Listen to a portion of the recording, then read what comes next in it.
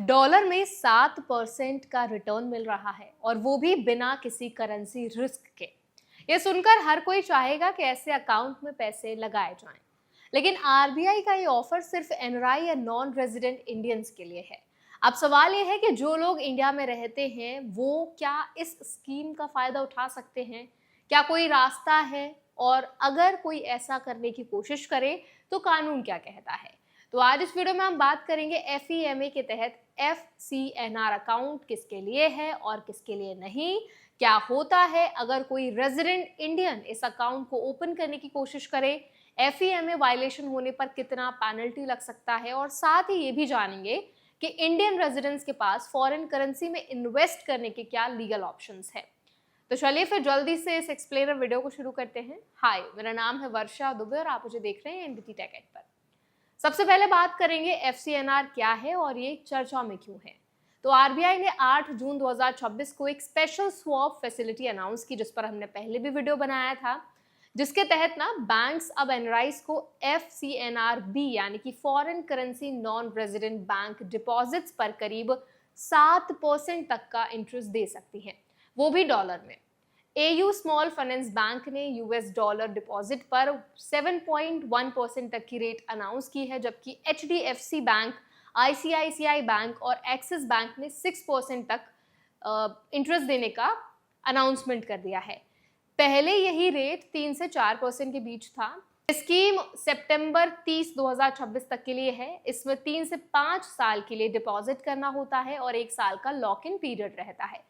RBI ने step इसीलिए उठाया क्योंकि रुपी इस साल करीब 7% कमजोर हो चुका है और इंडिया के फॉरेक्स रिजर्व्स फरवरी के पीक से काफी नीचे आ गए हैं।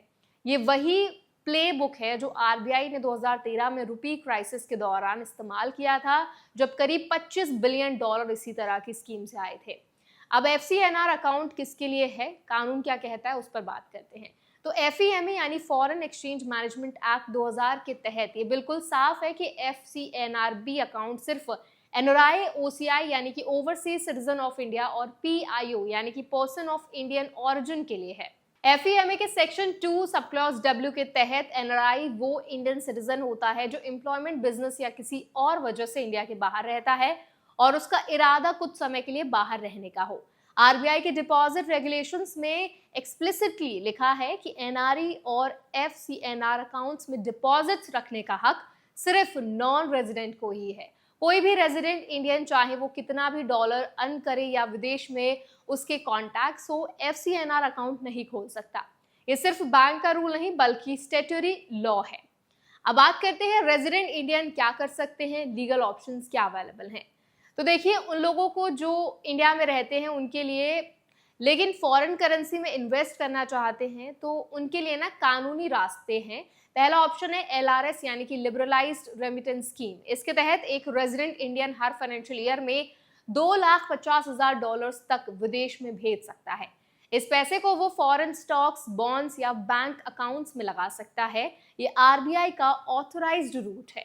दूसरा ऑप्शन है आरएफसी यानी कि रेजिडेंट फॉरेन करेंसी अकाउंट, जो इंडियंस विदेश से वापस आते हैं और उनके पास फॉरेन करेंसी है, वो आरएफसी अकाउंट में पैसे रख सकते हैं। इसमें पैसा फॉरेन करेंसी में ही रहता है लेकिन इंटरेस्ट टैक्सेबल होता है क्योंकि अब वो पर्सन रेजिडेंट हो जाता है। तीसरा ऑप्शन है गिफ्ट सिटी यानी कि Gujarat international finance tech city में ऑथराइज्ड इंस्टीट्यूशंस के जरिए फॉरेन करेंसी अकाउंट्स। यहाँ एफईएमए के तहत रेजिडेंट्स के लिए कुछ स्पेसिफिक परमिशंस हैं और ये एक रेगुलेटेड और लीगल रास्ता है। अब बात करते हैं क्या होता है अगर कोई रेजिडेंट एफसीएनआर में अकाउंट खोलने की कोशिश करता है। तो देखिए, एफईएमए सेक्शन 13 के तहत अगर कोई रेजिडेंट इंडियन गलत तरीके से एफसीएनआर अकाउंट खोलने की कोशिश करता है या किसी एनआरआई की आइडेंटिटी का मिसयूज करता है तो पेनल्टी बहुत भारी हो सकती है। वायलेशन का अमाउंट का 3 गुना तक पेनल्टी लग सकती है। ये 2025 में उस वक्त सामने आया जब हजारों एनआरआईज को एफईएमए वायलेशन के नोटिसेस मिले क्योंकि उन्होंने रेजिडेंट अकाउंट्स को एनआरओ में कन्वर्ट नहीं किया था। तो ये रूल सिर्फ कागज पर नहीं है, एनफोर्समेंट भी होती है। बैंकों की जिम्मेदारी है कि वो केवाईसी डॉक्यूमेंट्स वेरीफाई करें और एनआरआई स्टेटस प्रूफ ले, जैसे valid visa, overseas address proof और पासपोर्ट कॉपी। अगर डॉक्यूमेंट्स जेन्युइन नहीं है तो अकाउंट ओपन नहीं होगा, और अगर किसी ने फ्रॉड से करवाया तो वो FEMA के साथ साथ IPC के तहत भी लायबल हो सकता है। अब जो लोग एनआरआई हैं उनके लिए क्या रूल्स है? तो जो लोग जेन्युइनली एनआरआई हैं उनके लिए स्कीम एक रियल अपॉर्चुनिटी है, लेकिन कुछ बातें आपको ध्यान रखनी जरूरी है। पहली बात, जब तक आप एनआरआई या RNOR यानी resident but not ordinary resident हैं, FCNR पर मिलने वाला इंटरेस्ट इंडिया में टैक्स फ्री है, लेकिन जिस दिन आप फुल रेजिडेंट बन गए उस दिन से इंटरेस्ट टैक्सेबल हो जाता है। 2026 की स्वैप स्कीम ने इंटरेस्ट रेट बदली है, टैक्स नियम नहीं। दूसरी बात, FCNR में प्रिंसिपल और इंटरेस्ट दोनों पूरी तरह रिपेट्रिएबल हैं, यानी पूरा पैसा वापस विदेश ले जा सकते हैं, इसमें कोई लिमिट नहीं है। तीसरी बात, अगर आप इंडिया वापस आ रहे हैं तो आप अपने FCNR अकाउंट को RFC अकाउंट में कन्वर्ट करवा सकते हैं। इसके लिए आपको बैंक को अपना रेजिडेंट इंडियन स्टेटस प्रूफ देना होगा और KYC अपडेट करवाना होगा। अब बात करते हैं रेजिडेंट्स के लिए क्या क्या सावधानी है, टेम्पटेशन से आपको बचना कैसे है। तो देखिए, एक ऐसी अट्रैक्टिव स्कीम आती है तो बहुत से लोग ना शॉर्टकट्स ढूंढते हैं। कुछ लोग सोचते हैं कि किसी NRI रिश्तेदार के नाम पर अकाउंट खोल लो और पैसे लगा दो। ये कंप्लीटली इलीगल है। FCNR अकाउंट ज्वाइंट तो हो सकता है, लेकिन प्राइमरी अकाउंट होल्डर का NRI होना जरूरी है। अगर कोई रेजिडेंट इंडियन किसी NRI के पास अकाउंट में पैसे डालकर रिटर्न ले रहा है और ये अरेंजमेंट इनफॉर्मल है तो ये भी FEMA के तहत क्वेश्चनेबल हो सकता है। बैंक सब पहले से ज्यादा स्ट्रिक्ट हैं। 2025 से एनफोर्समेंट बढ़ी है और बैंकों को गाइडलाइंस हैं कि वो अकाउंट ओपनिंग पर सावधानी बरतें। इसलिए किसी भी ग्रे एरिया में जाने से पहले किसी क्वालिफाइड CA या FEMA स्पेशलिस्ट से एडवाइस जरूर लें। अब बात करते हैं आगे करना क्या है, क्या क्या प्रैक्टिकल स्टेप्स हैं। अगर आप NRI हैं और इस स्कीम में इन्वेस्ट करना चाहते हैं तो सितंबर 30, 2026 से पहले अपनी बैंक से बात करें। कंपेयर करें कि HDFC, ICICI, axis, AU small finance bank में से कौन सबसे अच्छी रेट दे रहा है। अपना NRI status proof, valid visa और ओवरसीज एड्रेस प्रूफ रेडी रखें। अगर आप रेजिडेंट इंडियन हैं और फॉरेन करेंसी में इन्वेस्ट करना चाहते हैं तो LRS रूट यूज करें।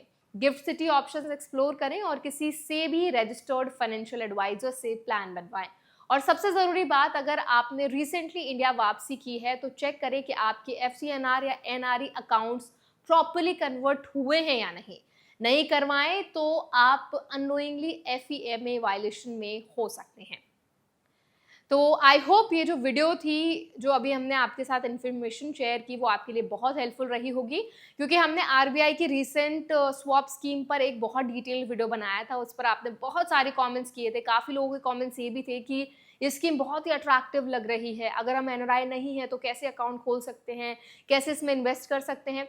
तो मैंने इस वीडियो के जरिए आपको पूरी इन्फॉर्मेशन देने की कोशिश की है कि ये जो स्कीम है वो सिर्फ और सिर्फ NRIs के लिए है, और अगर आप NRI नहीं है, एक रेजिडेंट हैं, तो आप इस स्कीम में पार्टिसिपेट नहीं कर सकते। उसके बजाय और क्या क्या ऑल्टरनेटिव ऑप्शंस हो सकते हैं, कैसे आप अपना पैसा अच्छी जगह इन्वेस्ट कर सकते हैं और कौन कौन सी ऐसी स्कीम्स हैं जो रेजिडेंट्स को वही फायदे देती हैं, वो भी मैंने आपके साथ इस पूरी वीडियो में शेयर किए हैं। अब इसके बाद भी अगर आपके मन में कोई सवाल रह गया है, कोई क्वेश्चन आप हमसे करना चाहते हैं, तो कमेंट्स में प्लीज़ ज़रूर ड्रॉप करें, क्योंकि उससे हमें बहुत हेल्प मिलती है। ऐसे और वीडियोस के लिए, अपडेट्स के लिए हमारे चैनल NBT Tech Ed को भी जरूर सब्सक्राइब करें।